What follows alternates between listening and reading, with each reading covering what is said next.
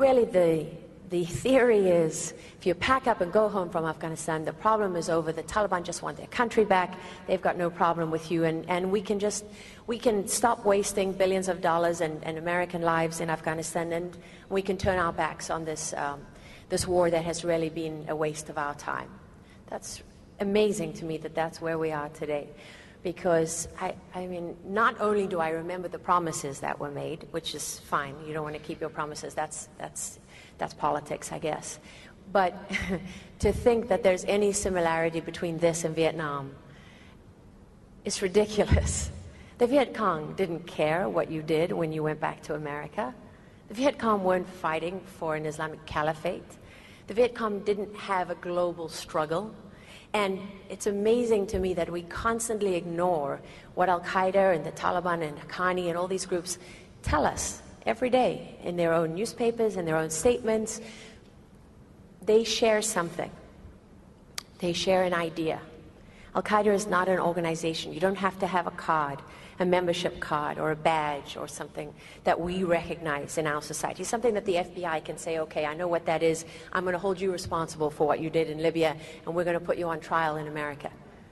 This is terrorism. It's a completely and utterly different fight from anything we have faced in our history. And that's why we chose to do this story. Because what's the one thing about Afghanistan that's going to come home to haunt us? What we have done there for the last 11 years, our role in the Middle East, our role across the world, our way of life is under attack. And if you think that's government propaganda, if you think that's nonsense, if you think that's warmongering, you're not listening to what the people who are fighting you say about this fight. In your arrogance, you think you write the script, but you don't. There's two sides, and we don't dictate the terms. In fact, after 11 years of a war in Afghanistan where we're surrendering, rushing for the exits as fast as we can, not only do we not dictate the terms, but we have less power to dictate anything on the world stage. And we now face an enemy, that former U.S. Ambassador Ryan Crocker, whose interview didn't make this piece, but we did talk to him, and he said, we've killed all the slow and stupid ones. The ones that are left are more committed, and they didn't become any kinder or gentler in the last 11 years. And he's absolutely right.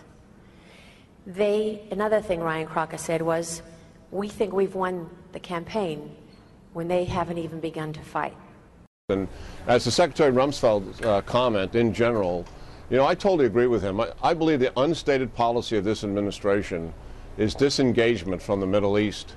And as a result of that, Al-Qaeda is on the rise. I mean, that is indisputable. Twice the size now in 1 year since we left Iraq.